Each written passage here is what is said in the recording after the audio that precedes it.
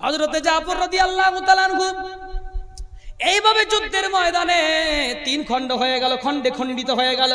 তিন খণ্ডকে এক জায়গায় করে ছুটছে রাওহাক রাদিয়াল্লাহু তাআলা আনহু। ছুটতে ছুটতে কাফের বেঈমানেরা পালিয়ে গেল। তাকে এক জায়গায়, তিনটে খণ্ডকে এক জায়গায় জমা করার পরে ওইটাকে নিয়ে ওই পোশাকেই তার জন্য জানাজা আদায় করে ওই পোশাকেই আল্লাহ রাব্বুল ইজ্জতের আল্লাহর নবী হযরতে জাফর রাদিয়াল্লাহু তাআলা আনহুর জানাজা কমপ্লিট করার পরে তার দাফন কার্য শেষ হয়ে গেল।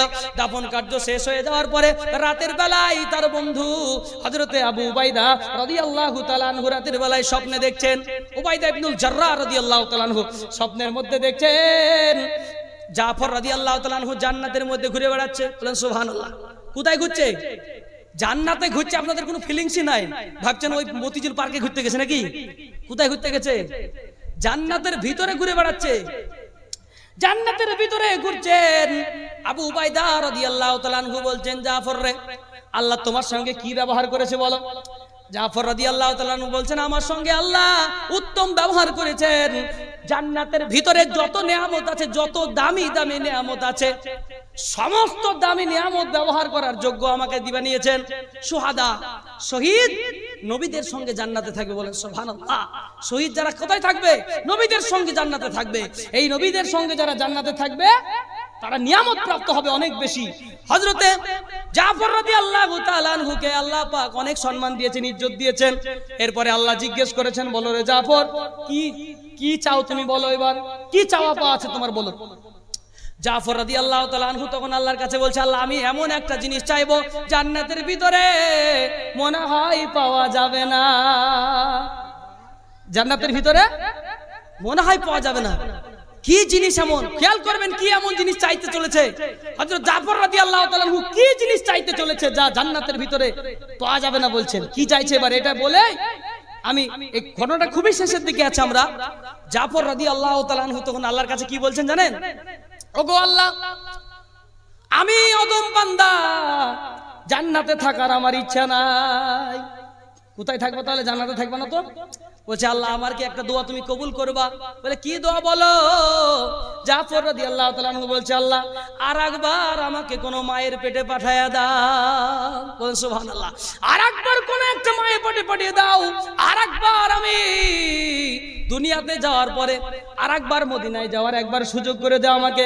আরেকবার মদিনার নবী মুহাম্মদ সাল্লাল্লাহু আলাইহি সাল্লামের সাহাবী হওয়ার সুযোগ একবার করে দাও। ওই মসজিদে নববীতে গিয়ে আবার ফজরের নামাজটা পড়ার তুমি সুযোগ করে দাও। সুবহানাল্লাহ। আবার ফজরের নামাজটা পড়ার সুযোগ করে দাও। আল্লাহ রাব্বুল আলামিন বলছেন, তারপরে কি হবে? বলে, আমি যাব ফজরের নামাজে, আবার নবীজি বলবে, কারা কারা আছো যুদ্ধের ময়দানে নাম লেখানোর জন্য? কে আছো বলো। আমি সেদিন আবার যেন জাফর সবার আগে হাত তুলতে পারি। বলেন সুবহানাল্লাহ। সবার আগে যেন আমি হাত তুলতে পারি, এই সুযোগ আমাকে করে দাও। এখানে রাজানগরের মানুষ আছেন, হাতিনগর উস্তিয়ার মানুষ আছেন, কুতবাপুকুর থেকে এসেছেন, এলাকার বিভিন্ন জায়গা থেকে মানুষ এসেছেন। কেউ প্রমাণ করতে পারবেন না ছোটবেলা থেকে এই পর্যন্ত বড় হওয়ার পরে আমার একটা হাতের একটা আঙ্গুল ইসলামের জন্য নষ্ট করেছি, আমার একটা হাত ইসলামের জন্য চলে গিয়েছে, কেউ হয়তো প্রমাণ করতে পারবেন না। তিনি কি কি দিলেন দেখুন। হযরতে জাফর রাদিয়াল্লাহু তাআলা আনহু বলছেন, আল্লাহ আমাকে আরেকবার নবীর সাহাবী বানায় দাও। এমন একজন নবী যে সে নবী না, বিশ্ব জগৎ ঘুরলে যার জোড়া মেলে না, বিশ্ব জগৎ ঘুরলে যার জোড়া মেলে না, আমার নবীর মতো আর নবী হবে না, আমার নবীর মতো আর নবী হবে না, এমন নবীর মতো আর নবী পাবে না।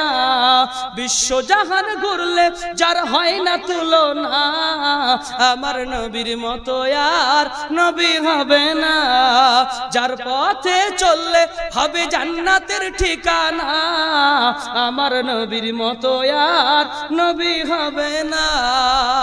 এমন একজন নবীর দরবারে যেতে চাই, এমন একজন নবীর দরবারে যেতে চায়, আল্লাহ তুমি সুযোগ করে দাও। তারপরে কি করবা?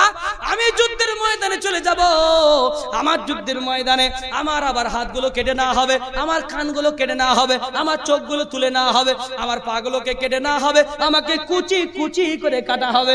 তারপরে আমি আবার তোমার দরবারে কিয়ামতের দিনে উঠতে হবে। আমাকে উঠার পরে বলবেন আল্লাহ তুমি আমাকে জিজ্ঞাসা করবে একটা প্রশ্ন। কি প্রশ্ন জানো?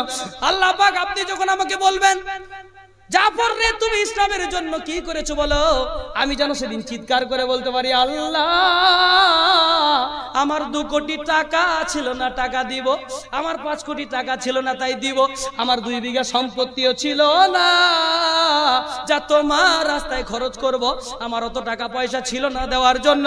আমি আল্লাহ তোমার সামনে চিৎকার করে বলবো আমি আমার কান দুটো তোমার জন্য খরচ করে দিয়েছি, আমি চিৎকার করে বলবো 2টা চোখ তোমার জন্য খরচ করে দিয়েছি, আমি চিৎকার করে বলবো এই দামি হাত আমি তোমার জন্য খরচ করে দিয়েছি। অনেকে আবার বুঝতে পারছে না যে হাতটা কত দামি, একবার বললে বুঝতে পারবেন। এখন একটা উদাহরণ দেবো, এই হাতটা কত দামি বুঝতে পারবেন। আপনার হাতের আমার হাতের সেরকম দাম নাই। আপনার আমার হাতে কলম চালিয়ে একটা ছোটখাটো চাকরি করি, 15,000 টাকার বেতনের চাকরি, এমন কিছু হাতের আমার আপনার দাম নাই। কিন্তু দামি লোকের হাতের গল্প শোনালে বুঝতে পারবেন দামটা কত। এখন যদি বিরাট কোহলির হাতটা কেমন হাত বলতে পারবেন? খেলোয়াড় বিরাট কোহলির হাতটা কিরকম হাত বলতে পারেন? ওই বিরাট কোহলির হাতটার ব্যাপারে যদি বলা হয়, কোন একজন Bill Gates, Elon Musk, Ratan টাটার আরো সব যারা চালাচামুন্ডা আছে তারা সবাই মিলে এক জায়গায় সব টাকা এক জায়গায় জমা করে যদি বিরাট কোহলিকে বলে যে আপনাকে আমি এই জায়গায় দাঁড়িয়ে 5,000 কোটি টাকা 10,000 কোটি টাকা আপনাকে দিয়ে দেবো, একটা হাত আপনি কেটে দেন, বিরাট কোহলি রাজি হয়ে যাবে তো নাকি? সঙ্গে সঙ্গে কি বলেন? হবে? 10,000 কোটি টাকার বিনিময়ে বিরাট কোহলির হাত কিনে পাবেন না। কত দামি হাত। তো বিরাট কোহলির হাত যদি এত দামি হয়, নবীর সাহাবী জাফরের হাত কত দামি হবে, যার হাত জান্নাতে ঘুরে বেড়াচ্ছে, যার পা জান্নাতে ঘুরে বেড়াচ্ছে। ভাবতে পারছেন না একবার? রোনাল্ডোর পা, রোনাল্ডোকে যদি বলা হয় আপনার একটা পা কেটে দিয়ে দেন আপনাকে 50,000 কোটি টাকা দেওয়া হবে, সারা চিরকাল তপস্যা করলেও রোনাল্ডোর পা বিক্রি কি বলেন হবে? হবে? হবে না। কত দামি সেই পা। আল্লাহর কাছে বলবে আল্লাহ, ওগো আল্লাহ কিয়ামতের দিনে তুমি জিজ্ঞেস করবা কি দিয়েছো বলো, ইসলামের জন্য কি খরচ করেছো বলো। আমি সেদিন বলবো আল্লাহ আমার তোমার বান্দার এই পা দুটো ইসলামের জন্য খরচ করে দিয়েছি। আমি চিৎকার করে বলবো হাত দুটো ইসলামের জন্য খরচ করেছি, ইসলামের জন্য চোখ দুটো খরচ করে দিয়েছি। সুবহানাল্লাহ। এই হচ্ছে নবী প্রেম, এই হচ্ছে ভালোবাসা, এই হচ্ছে প্রেম। এবার আমাকে আপনাকে আজকের দিনে এখানে যারা বসে আছেন একটু মানসিকতা তৈরি করতে হবে। আপনারা হ্যান্ডবিলের মধ্যে পড়েছেন মসজিদের উন্নতি কল্পে এক বিরাট ধর্মসভার আয়োজন করা হয়েছে। উন্নতি কল্পে মানে মসজিদের জন্য কিছু খরচ করা, মসজিদের জন্য কিছু দেওয়া। তো জাফরের মতো আজকে আপনার কাছে হাত চাইবো না, হযরতে জাফর রাদিয়াল্লাহু তাআলা আনহুর মতো আপনার কাছে একটা চোখ তুলে দিতে বলবো না মসজিদের জন্য, মসজিদের জন্য চোখটা তুলে দিতে বলবো না, মসজিদের জন্য আপনার অঙ্গ প্রত্যঙ্গের কিছু বিক্রি করতেও বলবো না, মসজিদের জন্য জীবনের অর্জিত সম্পদ থেকে। উসমান, এবার একটা হাদিস শোনাই তারপরে চাইবো। হযরতে উসমানে গনি রাদিয়াল্লাহু তাআলা আনহু একদিন নবীজির কাছে গেছেন, যার পরে বলছেন ইয়া রাসূলুল্লাহ আপনি আমার জন্য দোয়া করেন, আমার জন্য মাল কমে যায়। কিসের দোয়া করতে বলেছে? আমার মাল যেন একটু সম্পদ কমে যায়। এত ব্যবসায় বরকত আমি ঠেকাতে পারছি না, এত বরকত, একটু দোয়া করেন আমি যেন একটু কমের মধ্যে থাকি। এত হিসাব মনে হয় দিদার মনে, এত টাকার সম্পদ, একটু দোয়া করেন যেন কমে যায়। নবীজি যুক্তি দিলেন একটা, ঠিক আছে এক কাজ করো, তুমি যখন রাস্তায় যাবে ঘোড়ার উপরে চেপে চেপে, ঘোড়াতে যখন যাবে মাঝে মধ্যে ঘোড়ার উপর চেপে বসে বসে খাবে, ঘোড়া চলবে আর তুমি খাবে, মাঝে মধ্যে তুমি উটের উপরে বসে বসে খাবে। তাই? ঠিক আছে ইয়া রাসূলুল্লাহ আমি তাই করি। নবীজির জামাই হযরত উসমান গনি রাদিয়াল্লাহু তাআলা আনহু রাস্তায় চলতে চলতে উটের উপরে যাচ্ছেন, উটের উপর যেতে যেতে খাবার খাওয়া শুরু করেছেন, খেজুর খাচ্ছেন। ধরে নেন খেজুর খেতে খেতে একটা খেজুরের টুকরো অর্ধেক খাওয়া হয়ে গেছে, একটু পড়ে গেছে। উসমান গনি উটটাকে দাঁড় করানোর পরে, উট থেকে নামার পরে ওই অর্ধেক তুলে না খেজুরটা, অর্ধেক টুকরো খেজুরটা তুলে ধুয়ে পরিষ্কার করে আবার মুখে দিয়ে খেয়ে নিলেন। সুবহানাল্লাহ। যার অভাব আছে কত টাকা? উসমানের টাকার যদি উসমান গনি রাদিয়াল্লাহু তাআলা আনহুর টাকার হিসাব যদি করেন, সারা পৃথিবীর যত বড় লোক এক জায়গায় আছে এরা চিরকাল যদি প্রতি দৈনিক যদি এত টাকা অর্জন করে, তবুও উসমান গনি রাদিয়াল্লাহু তাআলা আনহুর মতো এত সম্পদ হবে না।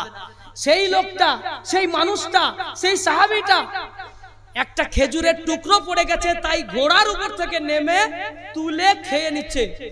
তারপরে 1 মাস পরে নবীজির কাছে রিপোর্ট দিলেন, ইয়া রাসূলুল্লাহ, ইয়া হাবিবাল্লাহ, নবী গো, আমার মাল তো আরো বেড়ে গেছে। বলে কি ব্যাপার, বেড়ে গেছে মানে? তুমি কি করেছো বলো, কি করেছো তুমি বলো। বেড়ে গেছে মানে কিসের জন্য বাড়লো? মানে ব্যাপারটা এরকম করে, আপনাকে বলেছে তুমি তো মোটা হয়ে গেছো, তুমি এক কাজ করো, এখন আর অত খাবার খেও না, খাবারটা একটু কম খাও। তুমি কত খাবার খাও? বলে আমি 1 কিলো চালের ভাত খাই। তুমি এক কাজ করো, তুমি একটু অল্প খাও, 1 হাতা ভাত তুমি খাবা। বলেছো তুমি কতটা রুটি খাও? বলে আমি 17-18টা রুটি খাই। তুমি এক কাজ করবে, 1টা রুটি খাবা। তো এখন যুক্তি করে যদি আমি এরকম করে খাই যে একটাই রুটি বানাবো 18টা রুটির সমান আটা দিয়ে, কথা বুঝলেন ভালো করে? 18টা রুটিতে যা লাগবে অতটা আটা দিয়ে আমি কি করব, একটাই রুটি বানাবো। তো একই তো ব্যাপার হলো, আপনি কি করে মানে আর পাতলা হবেন কি করে? জিজ্ঞাসা করা হলো তুমি কি করে খাও? বলে আপনি বলেছেন একটা রুটি খেতে, আমি কি করব, 18টা রুটির আটাকে এক জায়গায় জমা করে বড় করে একটা নান রুটি তৈরি করে বসে বসে খেয়ে নি। আপনি বলেছেন 1 হাতা ভাত খেতে, আমি কি করব, থাকতে পারবো? বড় হাতা বাজার থেকে তৈরি করে এনেছি, 1 হাতাতে 1 কিলো চালের সব ভাত উঠে পড়বে। তো এরকম পরিস্থিতি তো আর হবে না। উসমান গনি রাদিয়াল্লাহু তাআলা আনহু নবীজির কাছে গিয়ে বলছেন, ইয়া রাসূলুল্লাহ, মাল তো আমার বেড়ে গেছে, কি করে কমাবো? বলে কি এমন করেছো?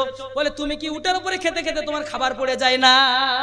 খেয়াল করবেন একটু, এই জায়গাটা খুবই গুরুত্বপূর্ণ। উটের উপরে যেতে যেতে কি তোমার খাবার পড়ে যায় না? মাঝে মধ্যে এক এক লুকমা কি খাবার পড়ে যায় না? উসমান গনি রাদিয়াল্লাহু তাআলা আনহু বলছেন, অবশ্যই পড়ে যায়। পড়ে যাওয়ার সঙ্গে সঙ্গে এক ধাপ না গিয়ে আমি ওখানেই নেমে সঙ্গে সঙ্গে খাবারের টুকরোটা তুলে ধুয়ে সাথে সাথে আমি খেয়ে নি। আল্লাহর নিয়ামতের নাশুকরি আমি করতে পারবো না। সুবহানাল্লাহ।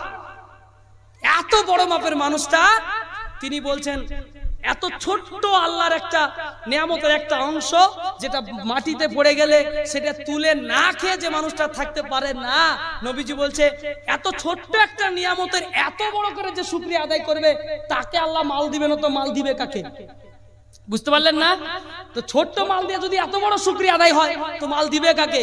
তো আপনাকে আমাকেও ছোট্ট ছোট্ট মালের শুকরিয়া আদায় করতে হবে। আপনাকে আল্লাহ পাক অল্প খরচ দিয়েছেন, অল্প ইনকাম দিয়েছেন, 2টো গরু পুষে আপনি জীবন যাপন করেন, 20,000 টাকার ইনকাম করেন, ওখান থেকে আপনি যদি বরকত চান তাহলে আল্লাহর নিয়ামতের শুকরিয়া আদায় করতে হবে। আপনার বাড়ির খাবারগুলোকে যথাসম্ভব নষ্ট না করার চেষ্টা করতে হবে, বাড়িতে দস্তরখান বানিয়ে খাবার চেষ্টা করতে হবে, যেন খাবার যেটা পড়ে যাবে সেটা তুলে খায়। কারণ যত খাবার মুখ থেকে পড়ে যায় প্রত্যেকটা ভাতের দানাই হলো ওগুলা বরকতের দানা, বরকত গুলাকে টেনে টেনে মুখ থেকে বার করে ফেলে দেয়। ওই রুটির যে টুকরোটা পড়ে যাবে ওই টুকরোটাই সবচেয়ে বেশি বরকতময় ছিল, আর ওটাই ফেলে দেওয়ার চেষ্টা করবে। আর ফেলে দেওয়ার পরে আপনার যদি ওই জায়গার নোংরা থাকে আপনি তো খেতে পারবেন না। এই জন্য পরিষ্কার একটা কাপড়ের উপরে খাবার রেখে খেলে আপনি নিয়ামতের শুকরিয়া ভালো আদায় করতে পারবেন। তো কারা আমরা সেই হযরতে জাফর রাদিয়াল্লাহু তাআলা আনহুর মতো আপনার কাছে আজকে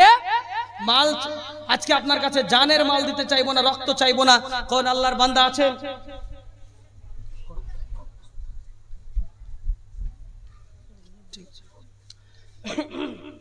তো দেখতে চাইবো আমরা যে আল্লাহ পাক হয়তো কাউকে কারোর ইনকাম দিয়েছেন 20,000, তো কারোর ইনকাম দিয়েছেন 2 লাখ, তো কারোর ইনকাম 1 লাখ, কারোর অবস্থা একেবারে দিন যায় দিন খায়। তো আমরা যে যাই হোক না কেন, যার লক্ষ টাকা আছে তার 10,000 টাকার মূল্য যেমন, যার 100 টাকা আছে তার 10 টাকার মূল্য তেমন। অতএব দুজনকেই আমাদের অংশগ্রহণ করতে হবে।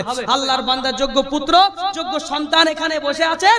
আপনারা কারা এমন আছেন যে মসজিদের জন্য, মসজিদের উন্নতি কল্পে, মসজিদের বিভিন্ন কাজের জন্য কাজে লাগাতে পারেন এমন মসজিদ রাজানগর, হাতিনগর এলাকার গ্রামবাসী কারা আছে? 5,000 টাকা দিয়ে আপনারা শুরু করবেন। 1 নম্বরের 5,000 টাকার দাতা হাত দিয়ে বলবেন, আমি তো জাফরের মতো এত খরচ করতে পারিনি, আমি তো আল্লাহর কাছে শহীদ হওয়ার সুযোগ পাইনি। শহীদ হওয়ার 2টো রাস্তা, আল্লাহ আরেকটা রাস্তাতেও বলেছে জিহাদ করার 2টো পথ, একটা জীবন দিয়ে জিহাদ হয় আর একটা মাল দিয়ে জিহাদ হয়। আল্লাহ কোরআনে বলেছেন বিআমওয়ালিকুম আমওয়ালিকুম ওয়া আনফুসিকুম। প্রথমে আল্লাহ মালের জিহাদের কথা বলেছেন। তো আমরা আজকে যুদ্ধ জিহাদের জন্য বডি লাগাতে পারবো না, হাত কাটাতে পারবো না। আমাদের জীবনটা দেওয়ার মতন সুযোগ হয়তো আমাদের জীবনে আসতেও পারে, নাও আসতে পারে। তবে একটা সুযোগ এসছে মাল দিয়ে আল্লাহর কাছে শুকরিয়া আদায় করা, মাল দিয়ে জিহাদ করা। মালের জিহাদ করতে যে পারে সে তাদের দল থেকে বেরিয়ে যাবে যারা কারুনদের দলের মধ্যে ছিল। মালের জিহাদ করতে যারা পারে তারা তাদের দল থেকে বেরিয়ে যাবে যারা ফেরাউনের দলের মধ্যে ছিল। মালের জিহাদ করতে হবে, সম্পদের জিহাদ করতে হবে। ভাইজানেরা, আমার আব্বা জানেরা, একটু এগিয়ে আসবো। বসেন এখানে, বসেন কিনা। নারা তাকবীর, আল্লাহু আকবার। সর্বপ্রথম তার সাধ্যমতো 500 টাকা দিয়ে মসজিদের উন্নতি কল্পে কাজ শুরু করেছে। আজকের দানের কাজ শুরু করেছেন। আল্লাহ পাক তার দানকে কবুল করুন। যে আশাতে, যে উদ্দেশ্যে, যে নিয়াতে দান করেছেন, আল্লাহ আশা, উদ্দেশ্য, নিয়াতকে পূরণ করুন। পাওয়া যাবে না 5,000 টাকা দিয়ে করতে পারবেন এমন ক্ষমতা নাই। বাজারে গেলে কবে কবে যেন কখন 2000 ফুরিয়ে যায়। ডাক্তারখানায় গেলে ঔষধ নেওয়ার আগেই 2000 চলে যায়। ডাক্তারখানায় গেলে ঔষধ নেওয়ার আগে 1000 টাকার ফিস চলে যায়। আল্লাহ পাক আপনাকে ভালো রেখেছেন, সুস্থ রেখেছেন, আপনাকে ডাক্তারের ফিস দিতে হয় না, হসপিটালে ভর্তি হতে হয় না। আল্লাহ পাক আপনাকে সুস্থ রেখেছেন। সুস্থতার একটা শুকরিয়া আদায় করতে হবে। ভাইজানেরা, আমার আব্বা জানেরা, আল্লাহ পাক আপনাকে চোখ দিয়েছেন। আপনার পাশের বন্ধু, একটু খেয়াল করুন। আপনি বহরমপুরের অফিসে কাজ করেন, আপনি পড়াতে যান, আপনি ভালো ভালো সূক্ষ্ম সূক্ষ্ম জিনিস 2 চোখ দিয়ে দেখে দেখে কাজ করেন। আপনার পাশের বন্ধুটা একসঙ্গে গড়ে উঠেছিলেন, একসঙ্গে বেড়ে উঠেছিলেন। আপনার পাশের বন্ধুটা চোখে দেখতে পায় না, 2টা চশমা লাগিয়েছে, তারপরেও হয় না। মাঝে মাঝে চোখের চশমার পাওয়ার পাল্টাতে হয়। চশমার পাওয়ার পাল্টাতে পাল্টাতে চোখের লেন্স পর্যন্ত পাল্টাতে হয়। কমসে কম চোখের একটু শুকরিয়া করি।